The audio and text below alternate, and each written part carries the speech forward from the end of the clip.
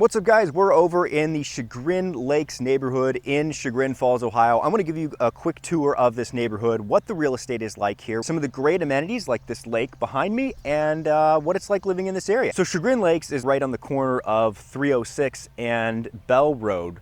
So you're only like 4 miles into downtown Chagrin Falls and 4 miles to the 422 freeway. If you want to go to downtown Cleveland, it's about 45 minutes. This is in the Chagrin School District, whereas everything over on the other side of 306 is the Kenston School District. So we're over on the community beach area, and Chagrin Lakes is appropriately named for all the little lakes that they have in here. Now this is the public one. You have a great beach area.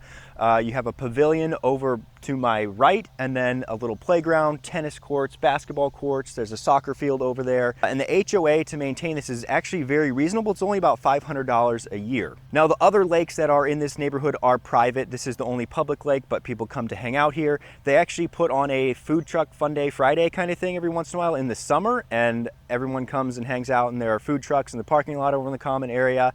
They have events and other stuff going on in this neighborhood. So let's go drive around, talk a little bit about what you can get for your money in this neighborhood if a house does actually come up for sale.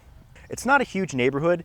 There's only about 100 houses in here, and there's really only like 4 that come up for sale in a year. In the past 2 years, there's only been 8 that have sold in here. So it's a pretty in-demand neighborhood. The houses go pretty quick. There's not a lot for sale here very often. So as you can see, these are larger lots, more privacy from your neighbors. You have some great yard space in some of these, a little bit different than your Manor Brook type neighborhoods with smaller lots, more HOA standards. In terms of how properties and houses can look, it really just depends on what you're looking for.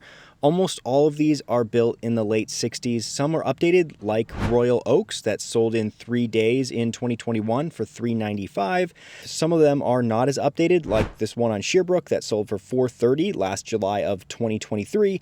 And these weren't my listings. These are just old sales from Realtor.com and Zillow, which you can pull up anytime if you want to see what the insides of these houses. From what I've seen of these in person, touring them with other buyers, most people take care of them and they update them as they go.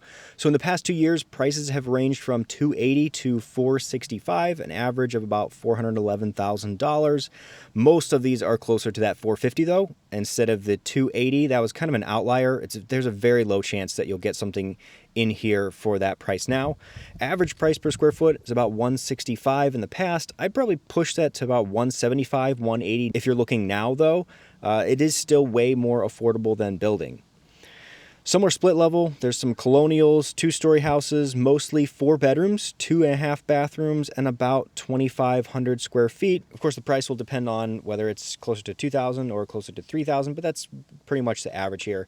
Attached car garages, which is really nice. These are also public sewer, which is convenient. There are no septics to maintain like most of Geauga County.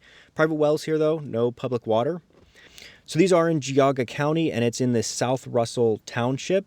So there is a 1.25% income tax, which applies to all these houses. But if you're working in another city that has an income tax like Rita and Solon, they will credit you up to 75% of that. So super fun info, I know, but just so you're aware.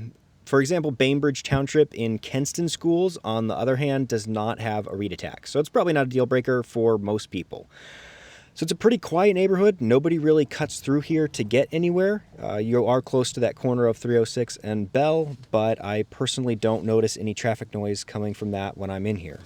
So that is Chagrin Lakes. I hope this was helpful. It's a great neighborhood in Chagrin Falls. If you guys want to see more neighborhood tours, hit that like and subscribe button. And thanks again for watching.